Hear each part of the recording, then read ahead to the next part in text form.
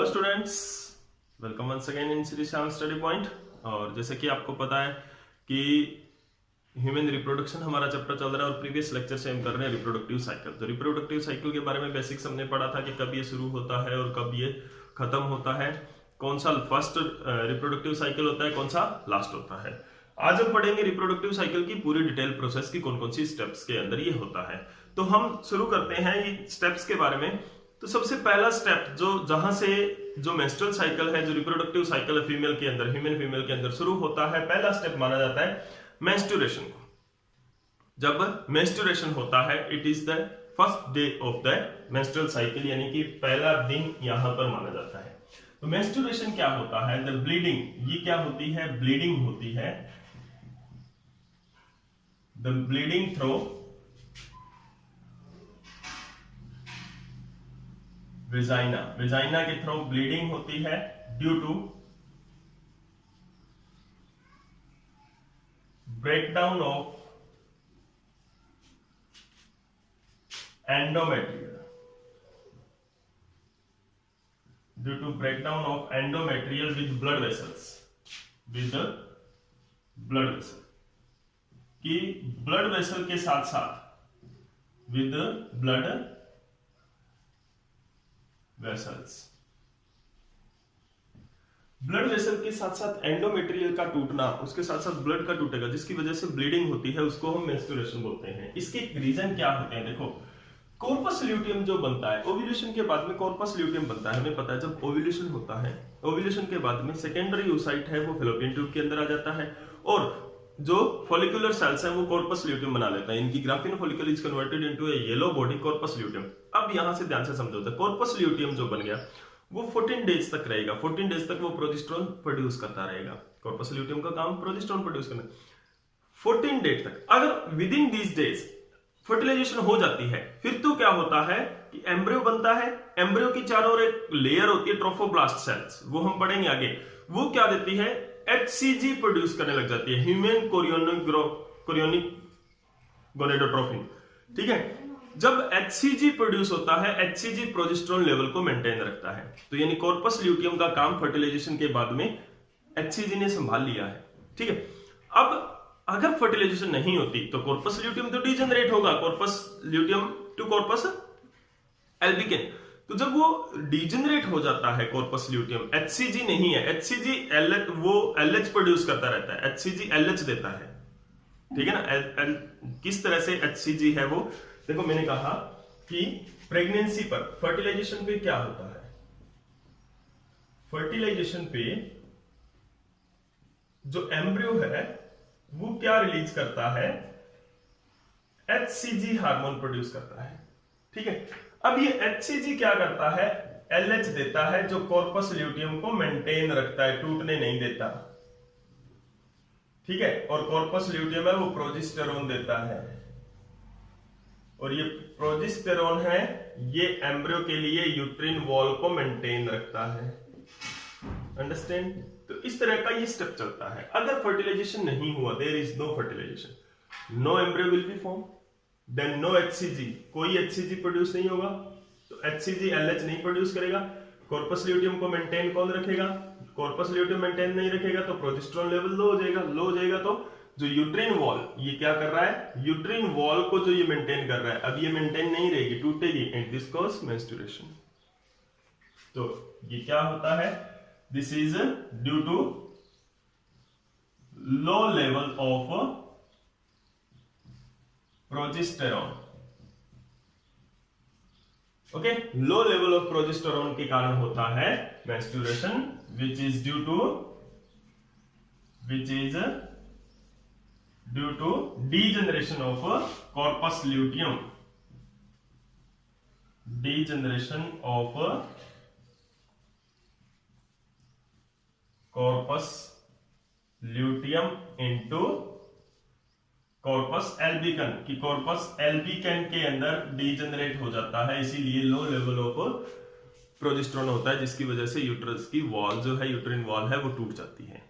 तो this is the menstruation. इसको हम डिटेल में भी और ज्यादा आप जान जाओगे जब आप नेक्स्ट स्टेज करोगे, फोलिकुलर स्टेज, क्योंकि ये पहला स्टेप है, लेकिन जब हम साइक्लिक प्रोसेसेस पढ़ते हैं ना तो मेंस्ट्रुएशन सबसे लास्ट में आपको अच्छी तरह से समझ में आता है, तो इसके बारे में फिर एक बार फिर हम डिस्कस करेंगे। लेकिन अभी क्योंकि पहला स्टेप है तो सबसे पहले इसके बारे में थोड़ा बेसिक हमें पता होना चाहिए कि मेंस्ट्रुएशन क्या होता है। ब्लीडिंग होती है due to breaking of endometrium. अब प्रोजेस्टेरोन लेवल कम होने की वजह से एंडोमेट्रियम टूट जाती है, और वो क्यों टूटती है, क्योंकि कॉर्पस ल्यूटियम है वो कॉर्पस एल्बिकन के अंदर डिजेनरेट हो जाता है if there is no fertilization, if there is no fertilization, अगर फर्टिलाइजेशन नहीं होगी तो। क्योंकि फर्टिलाइजेशन जब हो जाती है तो ये क्या होता है, कॉर्पस ल्यूटियम मेंटेन रहता है 3 मंथ्स तक, यानी कि 3 मंथ्स ऑफ द प्रेगनेंसी तक कॉर्पस ल्यूटियम मेंटेन रहता है। फर्स्ट ट्राइमेस्टर बोलते हैं प्रेगनेंसी को, 3 ट्राइमेस्टर, 3 मंथ के 3 ट्राइमेस्टर के अंदर ग्रुप के अंदर डाला हुआ होता है, यानी कि डिवाइड किया होता है। तो फर्स्ट ट्राइमेस्टर तक कॉर्पस ल्यूटियम मेंटेन रहता है प्रेगनेंसी में, ठीक है। यहाँ पर क्योंकि मेंटेन कौन करता है, एम्ब्रियो ने जो HCG दिया वो HCG LH देगा, और LH क्या करेगा, कॉर्पस ल्यूटियम। अब ये LH ल्यूटिनाइजिंग हार्मोन तो पिट्यूटरी ग्लैंड भी दे रही है, तो वो LH क्यों नहीं कॉर्पस ल्यूटियम को मेंटेन रख रहा, उसका लेवल लो हो जाता है। जब फर्टिलाइजेशन नहीं होती तो FSH और LH का लेवल लो होता है, और उस लो लेवल की वजह से कॉर्पस ल्यूटियम टूटता है, ठीक है। तो ये क्या है, मेंस्ट्रुएशन। नेक्स्ट स्टेप हमारा क्या होगा, जो नेक्स्ट स्टेज है यहाँ पर वो है फोलिकुलर स्टेज। तो फोलिकुलर फेज जो है वो क्या है, प्रोलिफरेटिव फेज भी उसको बोलते हैं। तो फोलिकुलर फेज और प्रोलिफरेटिव फेज के अंदर क्या होता है, फोलिकल्स बनते हैं। मैं बताऊंगा प्रोलिफरेटिव इसको क्यों बोलते हैं। इसके अंदर क्या होते हैं, 2 जगह पे चेंजेस होते हैं, ओवेरी के अंदर और यूट्रस के अंदर, ठीक है। और एक होते हैं हार्मोनल चेंजेस के अंदर। कौन कौन से, देखो जब मेंस्ट्रुएशन होता है, मेंस्ट्रुएशन का मतलब क्या है, लो लेवल ऑफ प्रोजेस्टेरोन।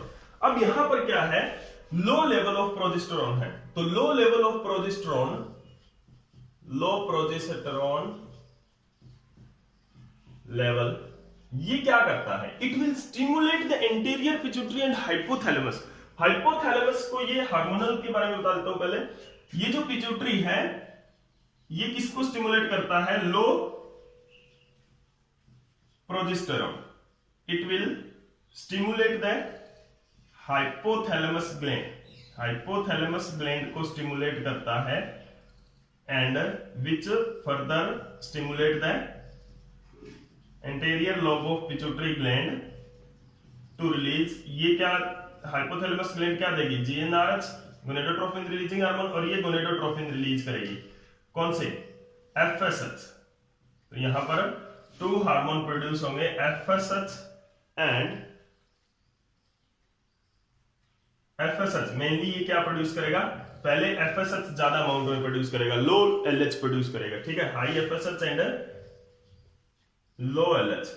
अब देखो इसके अंदर क्या होगा, दिस FSH ये क्या करेगा, दिस यूट्रस ऊपर लिखता हूं, ओवेरी नीचे लिखता हूं क्योंकि चेंजेस इस तरह से, यूट्रस ओवेरी। ओवेरी के अंदर क्या होता है, क्योंकि ये पुबर्टी के बाद में शुरू होगा, मेंस्ट्रुअल साइकिल है, पुबर्टी के बाद में शुरू होगा। पुबर्टी में क्या होते हैं, प्राइमरी फॉलिकल्स होते हैं हमारे पास। ओवेरी के अंदर क्या है, प्राइमरी फॉलिकल्स है। Now this FSH will stimulate the folliculogenesis, and primary follicle है वो सेकेंडरी फॉलिकल के अंदर कन्वर्ट होगा, सेकेंडरी फॉलिकल है वो ग्राफियन फॉलिकल के अंदर कन्वर्ट होगा। तो यानी कि क्या होते हैं, ग्राफियन फॉलिकल्स बनते हैं। एंड ग्राफियन फॉलिकल के अंदर क्या होता है, जो फॉलिकुलर सेल है they produce hormone estrogen, estrogen hormone produce करते हैं, ठीक है। धीरे धीरे एस्ट्रोजन प्रोड्यूस होने लग जाता है, यहां तक आता है तब एस्ट्रोजन बहुत ज्यादा अमाउंट में होता है। नाउ अब ये एस्ट्रोजन क्या करेगा, दिस एस्ट्रोजन हार्मोन, ये जो ग्राफियन फॉलिकल ने एस्ट्रोजन दिया है, ये एस्ट्रोजन क्या करेगा, it start to build, start to stimulate the building of endometrial, endometrial की बिल्डिंग अप करना शुरू कर देता है, यानी कि द्वारा उसको एंडोमेट्रियम को बिल्डअप करना शुरू कर देता है, कौन, एस्ट्रोजन। तो यहां पर क्या होता है, 2 to 3 mm की एंडोमेट्रियम बन जाती है, ठीक है ना। 2 to 3 mm की एंडोमेट्रियम बन जाती है by the influence of estrogen, estrogen के इन्फ्लुएंस में ही, ठीक है ना। अब देखो यहां पर ये तो हो गया यूट्रस का, यूट्रस के अंदर चेंज। अब इसको प्रोलिफरेटिव चेंज क्यों बोला? देखो यहां पर ओवेरी के अंदर, ओवेरी के अंदर क्या है? फॉलिकल सेल है, फॉलिकल सेल्स प्रोलिफरेट कर रही है, ग्रो कर रही है, डिवाइड कर रही है, ठीक है। यहां पर एंडोमेट्रियम की वॉल की जो सेल है, एंडोमेट्रियल सेल्स जो है वो भी क्या कर रही है? प्रोलिफरेट कर रही है। वैसे ये किसका माना जाता है जो प्रोलिफरेटिव फेज है? फॉलिकुलर फेज ओवेरी का होता है, प्रोलिफरेटिव फेज उसी टाइम यूट्रस में चल रहा होता है, इसको माना जाता है। लेकिन फॉलिकल सेल भी प्रोलिफरेट करती है, डिवाइड करती है, न्यू सेल्स देती है, यानी कि ग्रोथ करना एक तरह से।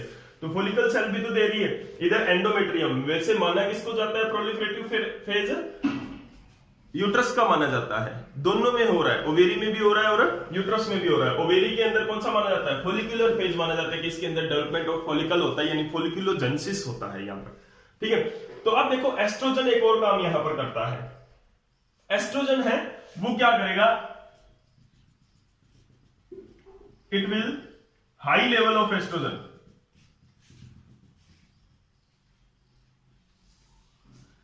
Stimulate the interior pituitary for LH, ठीक है। अब देखो यहां पर LH, अगर FSH यहां पर रहेगा, एक चीज और ध्यान रखना, FSH अगर यहां पर रहता है तो यहां पर और दूसरे फॉलिकल्स ये प्रोसेस कंटिन्यू रहेगी। लेकिन अभी इस प्रोसेस को, फॉलिकुलोजेनेसिस को रुकना है, तो ग्राफ जो फॉलिकल्स हैं, ग्राफियन फॉलिकल की जो फॉलिकल सेल्स हैं वो इनिबिन हार्मोन भी प्रोड्यूस करती है, हमने पढ़ा था इनिबिन हार्मोन भी प्रोड्यूस करती है ये। तो ये इनिबिन क्या करता है? It will act on the FSH, ये क्या करेगा? इट इनिबिट द FSH को रोक देगा। अब क्या होगा? जो एस्ट्रोजन है वो क्या करता है? पिट्यूटरी ग्लैंड को स्टिमुलेट कर रहा है फॉर FSH एंड LH, लेकिन FSH इनिबिट हो गया, कौन सा रह गया? LH। Now high level of LH जाएगा, LH का लेवल हाई हुआ तो यहां पर क्या होगा? This cause high LH level leads to ovulation। तो ये ओव्यूलेशन फेज होता है, ओव्यूलेशन होता है जिसको क्या बोलते हैं?